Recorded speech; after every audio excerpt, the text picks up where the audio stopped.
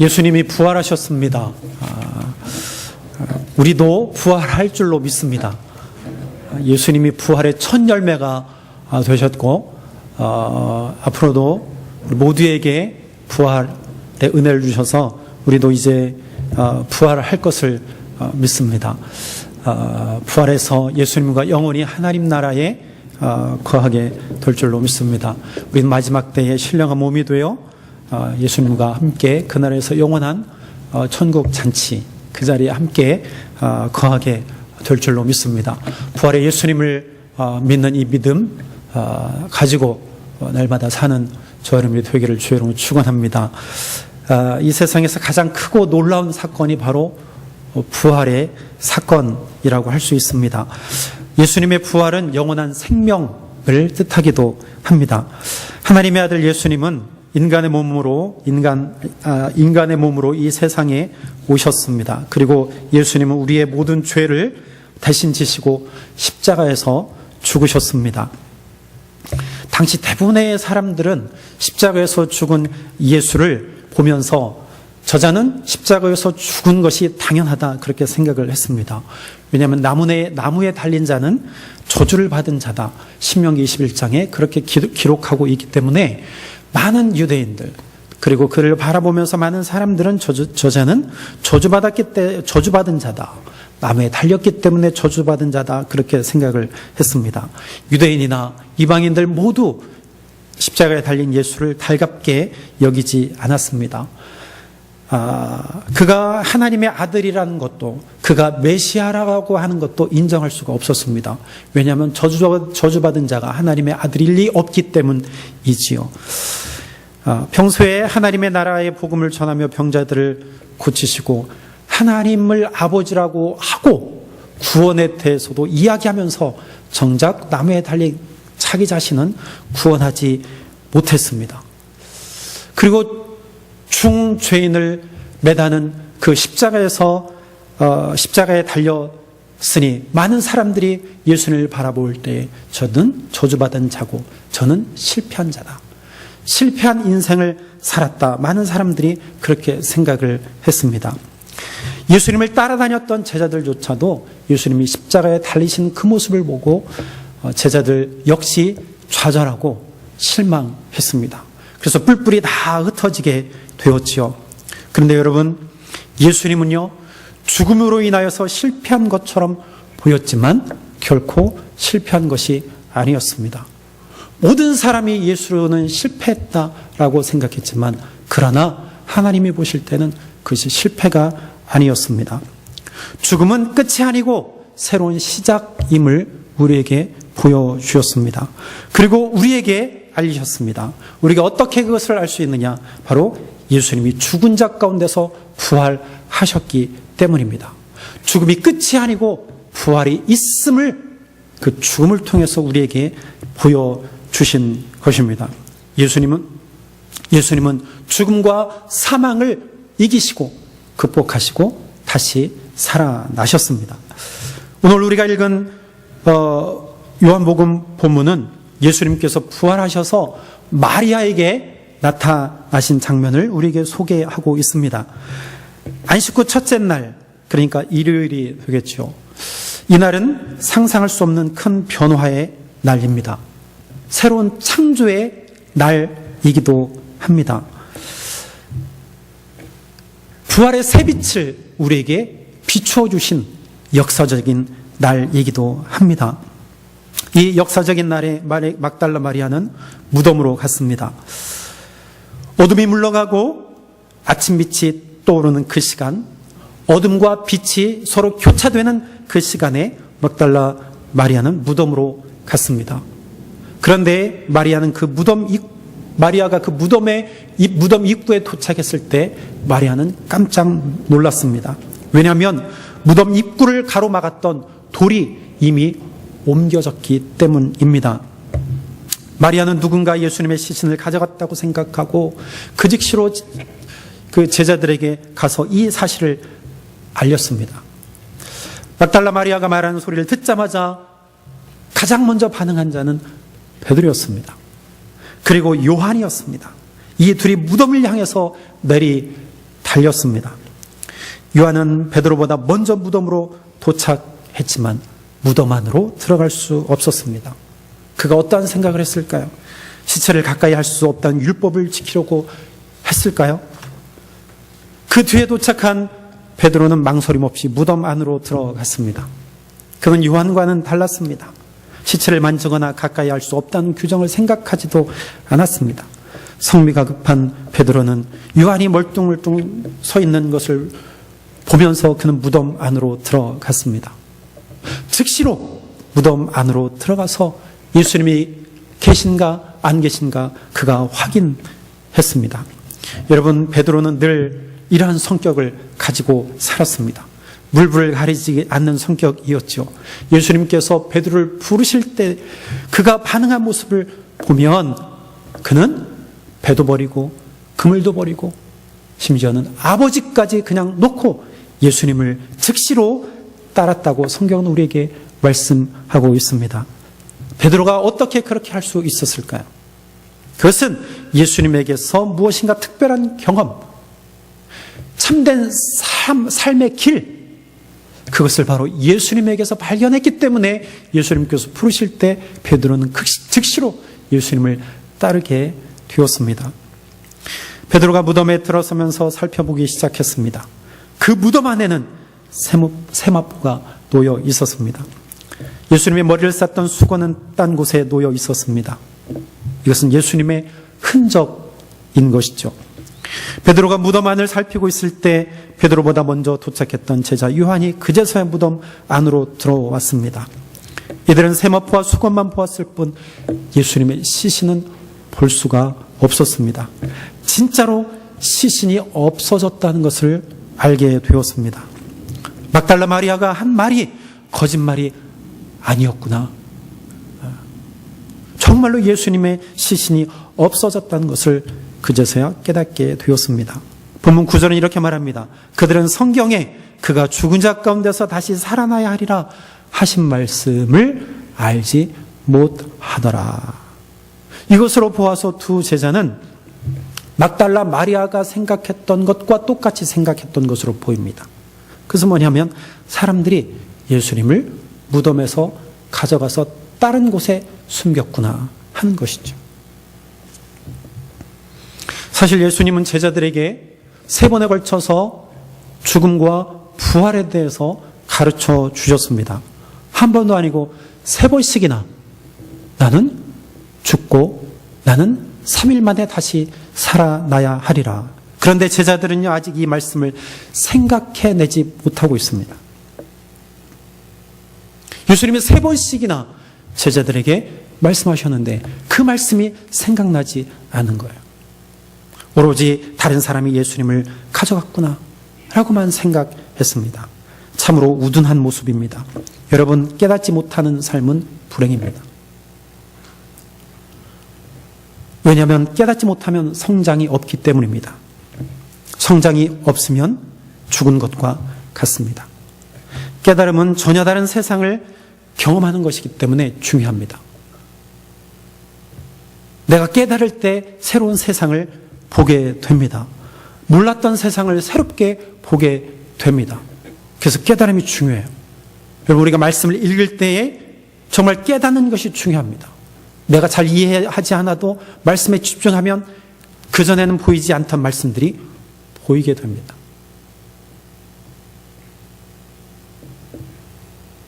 우리가 나이를 먹고 세월이 흐르면서 더욱더 그것을 느끼지 않습니까? 그냥 지나쳤던 말씀들이 새롭게 다가옵니다. 그냥 지나쳤던 단어들이 새롭게 우리의 마음속에 다가오는 것을 보게 됩니다. 그러면서 우리는 깨닫게 되죠. 아하, 그렇구나. 이 말씀에, 이 단어에 이러한 의미가 있었구나. 그렇게 깨달을 때 새로운 세상을 보게 되는 것입니다. 전혀 다른 세상, 우리가 깨달아서 전혀 다른 세상을 보는 것, 그것이 무엇일까요? 그것은 바로 부활이라는 것입니다. 여러분, 그러나 이 제자들은요, 그 부활을 현재적으로 깨닫지 못하고 있어요. 예수님이 살아나셨습니다. 그 부활, 그것이 지금 나타났다는 것을 그들이 지금 경험하지 못하고 보지 못했습니다. 예수님이 지금 살아나셨는데 지금의 부활을 그들이 보지 못하고 깨닫지 못했습니다. 지금까지 누구도 경험하지 못한 사건 앞에서 어찌 보면 당연한 이야기인지도 모르겠습니다. 아마 다른 제자들이 왔어도 깨닫지 못했을 것입니다. 두 제자는 텅 비어 있는 무덤을 두려워하고 각자 집으로 돌아갔습니다. 제자들이 돌아가고 막달라 마리아는 여전히 무덤 밖에 있었습니다. 마리아는 예수님의 시신을 잃어버렸다는 생각으로 슬픔의 눈물만 흘리고 있었습니다. 그 울음 속에는 영영 예수님을 찾을 수 없다는 그런 절망감이 있는 눈물이었습니다. 그녀는 다시 한번 무덤을 확인하고 무덤을 들여다 보았습니다. 근데 바로 그때 그곳에 두 천사가 앉아 있었습니다. 한 천사는 머리맡에, 한 천사는 발 밑에 앉아 있었습니다. 흰옷을 입은 두 천사가 거기에 앉아 있었습니다. 천사들이 마리아에게 묻습니다. 왜 오느냐? 왜 오느냐?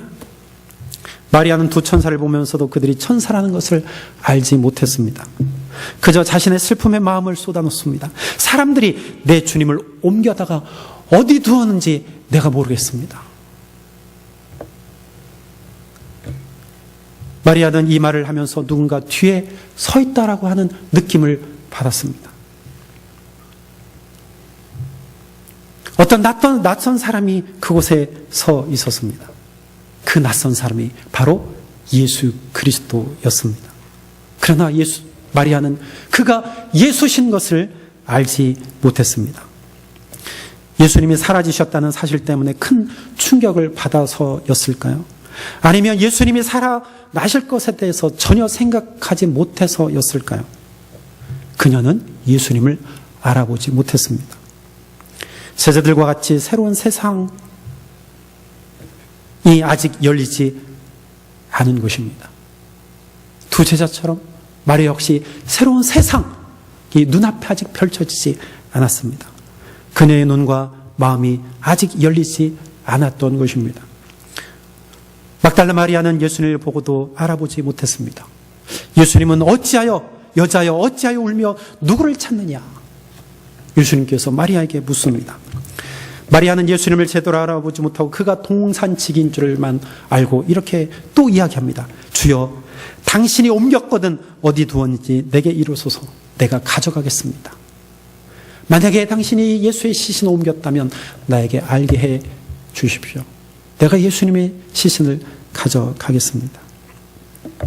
지금 마리아의 마음은 오로지 예수님을 잃어버렸다는 것, 예수님을 빨리 찾아야겠다는 그 마음뿐이었습니다. 그녀는 마음속에 오직 죽은 예수 그리스도에 대한 마음만 가지고 있었습니다. 죽은 예수, 죽어서 무덤에 놓여있는 그 예수만 마음에 품고 있었습니다. 누굴 마음에 품고 있지 않은 것입니까? 부활하신 예수님, 살아계신 예수님, 이미 살아나신 예수님을 마음속에 품고 있지 않았던 것입니다.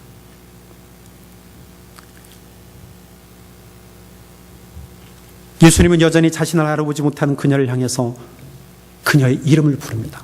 마리아야, 마리아야. 예수님이 그의 이름을 부르십니다. 그때서야 비로소 마리아는요, 그분이 예수님이라는 것을 깨닫습니다. 예수님의 부드러운 음성, 예수님의 사랑스러운 음성, 나에게 힘을 주시기 위해서, 내 눈을 열기 위해서 나를 부르시는 그 음성을 듣고서야 마리아는요, 그분이 예수라는 사실을 깨닫습니다. 그리고 그가 라보니요, 내 선생님, 나의 주여, 예수님께 대답합니다. 예수님이 부르실 때에, 마리아야 부르실 때 마리아는 옛날에 부르셨던 그 음성이 그제서야 이제 기억이 났던 것입니다. 여러분, 예수님은 오늘도 마리아를 부르셨던 것처럼 저와 여러분들의 이름을 부르십니다. 기억하고 부르신다는 사실입니다. 결코 예수님은 우리의 이름을 잃어버리시지 않습니다. 잊어버리지 않으십니다. 하나님을 바라보는 자의 이름을 오늘도 기억하시고 나의 이름을 부르십니다. 하나님, 예수님께 내 이름이 기억되는 자, 그 자가 복 있는 자입니다. 내 이름이 기억되는 것, 내 이름이 생명책에 기록되어지는 것, 그 자가 복 있는 자예요. 또한 주님이 부르실 때 주여 내가 여기 있습니다. 주님 내가 여기 있습니다. 그 음성을 듣고 내가 대답하는 자, 대답하는 것, 그것이 복입니다. 왜 대답하지 못하는 줄 아세요? 듣지 못하기 때문이에요. 왜 복된 삶을 살지 못하는지 아십니까? 대답하지 않기 때문에 그래요. 대답하지 않는 것은 듣지 못하기 때문이에요. 주님의 음성을 듣고 주님 내가 여기 있습니다. 내 이름 부르심에 감사합니다. 그게 복 있는 사람입니다. 복된 자예요. 오늘도 저와 여러분들 각자 이름을 예수님께서 부르고 계시는 것을 믿으시길 바랍니다. 이제는 응답하십시오. 응답해야 돼요. 막달라 마리아는 너무 기뻐서 예수님을 끌어안았습니다. 예수님 마리아를 향해서 나를 붙들지 말라라고 하시죠. 그리고 그에게 사명을 주십니다. 여러분, 예수님은 아버지께로 돌아가셔야 할 분입니다. 더 이상 이 세상에 계시는 분이 아니죠. 계실 수가 없습니다. 예수님은 자신의 사명을 다 완수하셨기 때문에 보내신 분에게로 내가 가야만 합니다.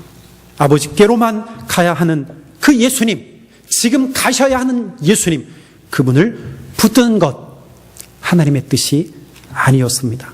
이제는 예수님 없이도 우리 스스로 새롭게 주시는 힘과 능력을 가지고 살아가며 주께서 주신 사명을 감당해야 합니다. 이 사명이 무엇이었을까요? 지금 마리아에게 주셨던 이 사명이 무엇이었습니까? 예수님은 마리아에게 이렇게 말씀하십니다. 이제 너는 내 형제들에게로 가서 내 아버지 곧 너희 아버지, 내 하나님 곧 너희 하나님께로 내가 올라간다고 말하여라. 마리아는 부활하신 예수님으로부터 소명을 받는 최초의 사람이 되었습니다. 부활하신 예수님께서 마리아에게 사명을 주시는 거예요. 마리아는요, 부활하신 예수님으로부터 가장 먼저 사명을 받은 자였습니다. 자가 되었습니다. 살아계신 예수님을 전하고 승천하실 예수님을 전하는 것, 마리아가 받은 사명입니다.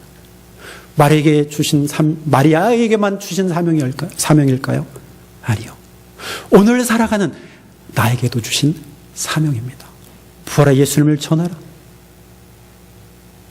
승천하신 예수님을 전하라. 다시 오실 예수님을 전하라. 그것이 저와 여러분들에게 주신 사명입니다. 막달라 마리아는 예수님께 참 큰 사랑을 받은 여인이었습니다. 마리아는 제자들에게 가서 이 모든 사실, 즉 부활의 예수님을 본 것과 그가 나에게 주신 그 사명을 낱낱이 제자들에게 전했습니다. 막달라 마리아는 부활하신 예수님을 직접 목격하고 목격하는 사실을 제자들에게 전한 여인이 되었습니다. 초대교회 당시 어떤 이들은 예수님의 죽음과 부활을 받아들이지 못했습니다. 받아들이지 않았습니다. 하나님의 아들이 어떻게 죽을 수 있느냐는 것이죠. 죽을 수도 없으니 부활은 당연히 없다는 것입니다. 그래서 예수 그리스도의 죽음은 그냥 그림자에 불과하다. 허상에 불과하다. 그는 죽지 않았다. 그러므로 부활도 없다. 여러분, 이것은요, 거짓된 주장입니다. 예수님이 이 땅에 인간의 몸을 입고 오셔서 죽으시고 장사되었다가 3일 만에 살아나신 것이 역사적 사실입니다. 예수님이 진짜로 죽으시고 진짜로 살아나신 분입니다. 우리들은 목격자들의 증언과 빈 무덤을 통해서 이를 확인할 수 있습니다.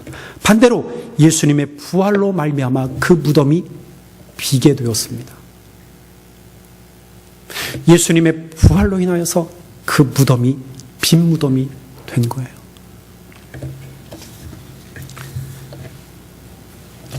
여러분, 예수님을 사랑했던 막달라 마리아는 빈 무덤에서 부활의 예수님을 만났습니다. 부활의 예수님을 만났다는 것은 예수님에게서 부활의 생명을 경험했다는 뜻입니다. 이 생명은 영원한 생명입니다. 부활의 주 예수 그리스도 안에 있을 때 이 생명 영원히 유지할 수 있습니다. 부활의 생명으로 살아가는 자만이 십자가의 고난을 이길 수 있습니다. 부활의 생명으로 사는 자만이 십자가의 고통을 이길 수 있습니다. 부활의 생명으로 사는 자만이 우리에게 주신 사명을 능히 감당할 수 있습니다. 2018년도 부활절 아침을 맞아서 부활의 예수님을 만나고 새로운 세상을 보는 저와 여러분이 되기를 바랍니다. 부활의 예수님 만나지 못하면 새로운 세상이 열리지 않습니다. 그것은 눈을 감고 사는 것과 같습니다. 오늘 예수님이 부활하셨습니다. 죽은 자 가운데서 부활하셨습니다. 그분을 오늘도 바라보고 믿고 또 우리도 부활할 것을 믿음으로 날마다 전진하며 주의 사명 감당하는 저 여러분들이 되기를 주 여러분 축원합니다. 기도하겠습니다. 예수 예수 그 이름의 영광 예수